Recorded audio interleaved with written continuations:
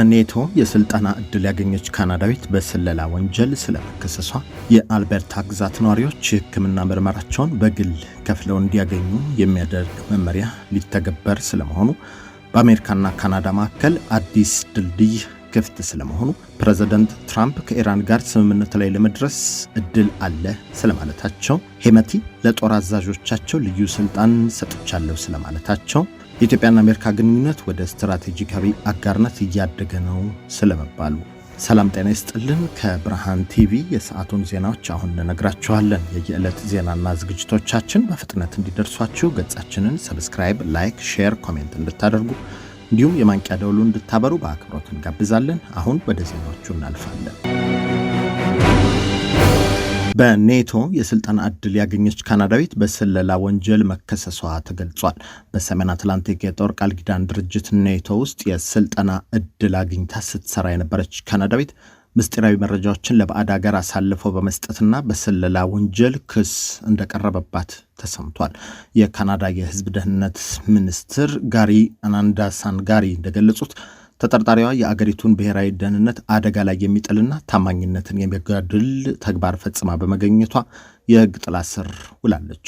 ሚኒስትሩ አክለውም የአገሪቱ ደህንነትና የሕግ ማስከበር ተቋማት ጉዳዩን በጥብቅ እየተከታተሉ እንደሚገኙና የአገሪቱን ምስጢር የመጠበቅ ስራን አጠናክረው እንደሚቀጥሉ አስታውቀዋል።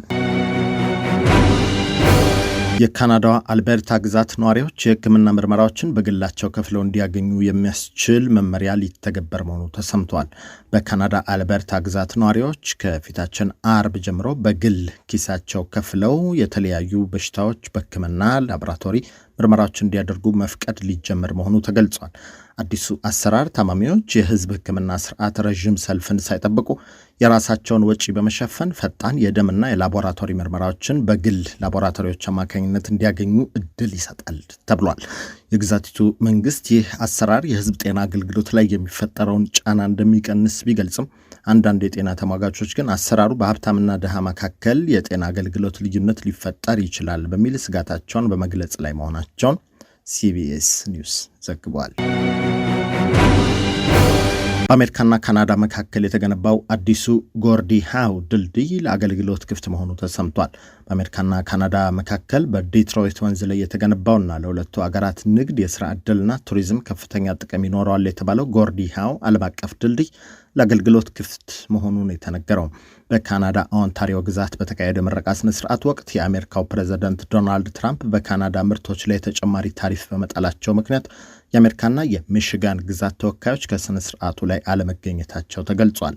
6 የመኪና ማለፊያ መስመሮች ያሉት ይህ አዲስ ድልድይ ለአንድ ክፍለ ዘመን ያህል አገልግሎት ሲሰጥ የነበረውን አምባሳደር ድልድይ የትራፊክ ጫና በእጅጉ ይቀንሳል ተብሎ ይጠበቃል። የእግረኞችና የብስክሌት መንገድም በነፃ አገልግሎት እንደሚሰጥባቸው ተመላክቷል። ፕሬዝዳንት ዶናልድ ትራምፕ ከኢራን ጋር ስምምነት ላይ ለመድረስ እድል አለ ማለታቸው ተሰምቷል። የአሜሪካው ፕሬዝዳንት ዶናልድ ትራምፕ አገራቸው ከኢራን ጋር ከምታደርገው ውይይት በኋላ ወደ ስምምነት ለመድረስ መልካም እድል አለ ማለታቸው ተነግሯል። ፕሬዝዳንቱ እንደገለጹት ሁለቱ አገራት አሁን ላይ የተሻለ ንግግር እያደረጉ ቢሆንም ውይይቱ ውጤት የማያመጣ ከሆነ ግን አሜሪካ ወደ ነበረችበት ወታደራዊ እርምጃ እንደምትመለስ ገልጸዋል። ይህ በዲፕሎማሲያዊ መንገድ መፍትሄ የመፈለግ ጥረት የተጀመረው ሁለቱ አገራት በሆርሙዝ ሰርጥ ላይ ከተፈጠረው ውጥረት በኋላ ላለፉት ጥቂት ቀናት የነበረውን ወታደራዊ ድብደባ እንዳቆሙ መገለጹን ተከትሎ ነው። በሌላ በኩል በአሜሪካና ኢራን መካከል ዲፕሎማሲያዊ ንግግር ሊደረግ ይችላል መባሉ የነዳጅ ዋጋ እንዲቀንስ አድርጓል። በአሜሪካና በኢራን መካከል የነበረው ውጥረት በዲፕሎማሲያዊ መንገድ እንዲፈታ ጥረቶች መጀመራቸው ከተሰማ በኋላ በዓለም አቀፍ ገበያ የነዳጅ ዋጋ ከ10 በመቶ በላይ ቅናሽ አሳይቷል። የሁለቱ ሀገራት ውጥረት ረገብ ማለት በቅርብ በኩል የሚገኘውን የነዳጅ አቅርቦት ፍሰት ያረጋጋዋል የሚል ተስፋ የነዳጅ ዋጋው በከፍተኛ መጠን እንዲቀንስ ሰበብ መሆኑ ተገልጿል። ይህ ዲፕሎማሲያዊ እንቅስቃሴ በቀጣይ ዓለም አቀፍ ደረጃ በነዳጅ አቅርቦትና ዋጋ ላይ መረጋጋት ሊፈጥር እንደሚችል የምጣኔ ሀብት ባለሙያዎች በመግለጽ ላይ ናቸው። ሄመቲ ለጦር አዛዦቻቸው ልዩ ስልጠና መስጠታቸውን አስታውቀዋል። የሱዳን ፈጥኖ ደራሽ ድጋፍ ሰጪ ኃይል RSF አዛዡ መሐመድ ሐምዳን ዳጋሎ ወይም ሄመቲ የጦር ሜዳ አዛዦቻቸው የማዕከላዊ እዝ ትዕዛዝን ሳይጠብቁ የማጥቃት እርምጃዎችን በራሳቸው ውሳኔ የመውሰድ ሙሉ ስልጣን እንደተሰጣቸው አመልክተዋል። አዛዡ ይህን ያሉት በሰሜን ኮርዶፋን ግዛት ኃይሎቻቸው ከሱዳን ጦርና አጋሮቹ በደረሰባቸው ከባድ ድብደባ ቁልፍ ቦታዎችን ካጡና ስትራቴጂካዊ መንገዳቸውን ከተነጠቁ በኋላ ነው ተብሏል።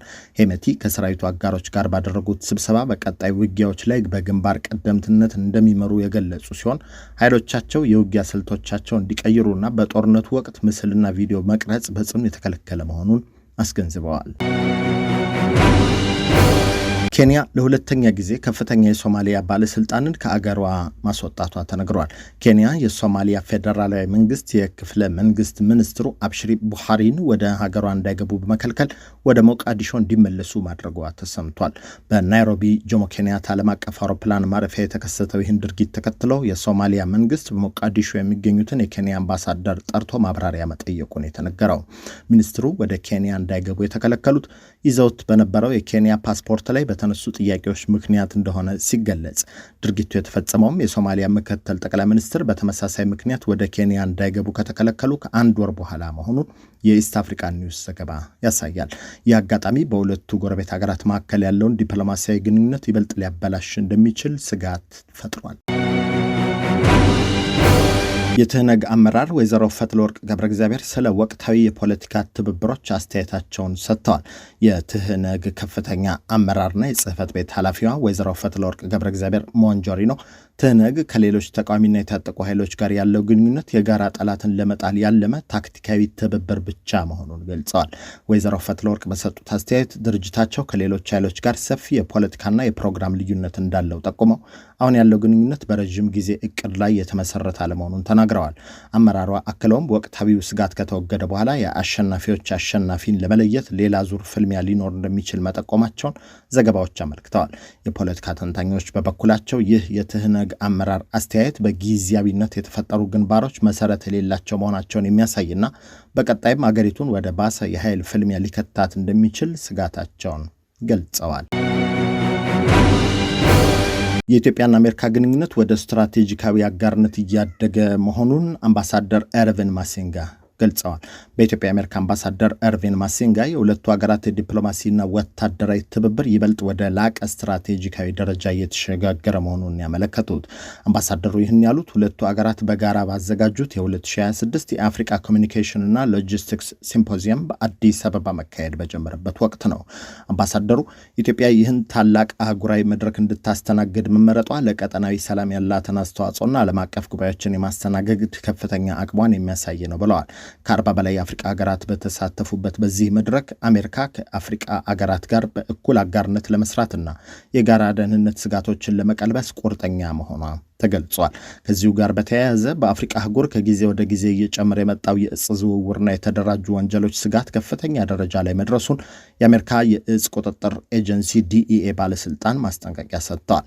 በአዲስ አበባ በተካሄደው የአፍሪካ ኮሚኒኬሽንና ሎጂስቲክስ ሲምፖዚየም ላይ ንግግር ያደረጉት ባለስልጣኑ እንደገለጹት ህገወጥ የእጽ ዝውውርና አህጉራዊ የደህንነት ስጋት ከሚገባውም በላይ ለህገወጥ ገንዘብ ዝውውርና ለሽብርተኝነት የገንዘብ ምንጭ በመሆን አደጋ ደቅኗል።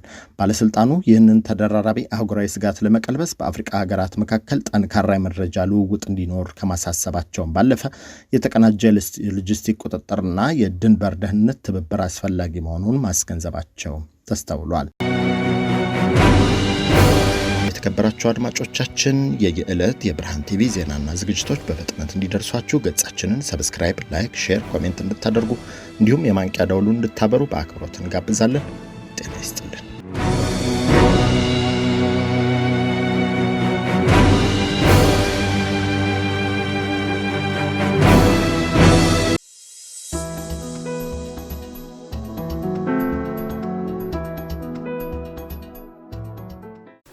Are you a young person trying to figure out your next move? Or a young parent who needs real support, not just advice? We have built something for you. A community, a network, a place where you belong. And mentors who looks like you. Who have been where you are and want to help you get where you are going. Are you ready to take your first step? Go to sankofamentorship.org right now. Hit the Get Involved button and you can become a mentee, become a mentor, or involve as a volunteer.